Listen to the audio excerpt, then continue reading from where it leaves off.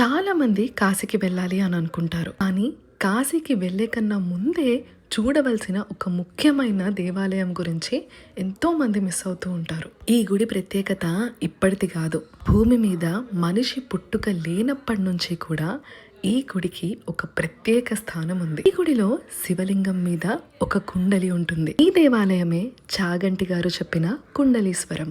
అమలాపురం నుండి దాదాపు 25 కిలోమీటర్ల దూరంలో ఉంటుంది కుండలీశ్వరం. ఈ దేవాలయంకి వెళ్ళిన తర్వాతే కాశీకి వెళ్తే పూర్తి ఫలితం వస్తుందంట. చుట్టుపక్కల పచ్చని పొలాలు, కొబ్బరి చెట్ల నడుమ ఎంతో ప్రశాంతమైన వాతావరణంలో ఈ క్షేత్రం ఉంటుంది. ఈ గుడి దగ్గరలోనే ఉన్న వృద్ధ గౌతమి నదిలో స్నానం చేసి స్వామివారిని దర్శనం చేసుకుంటారు. తడి బట్టలతో గర్భగుడిలోకి రానివ్వరండి. ఎవరైతే ఈ నదిలో స్నానం చేసి కాశీకి వెళ్ళినప్పుడు గంగలో మునుగుతారో వారికి పూర్తి ఫలితం దక్కి మోక్షం ప్రాప్తిస్తుందంట.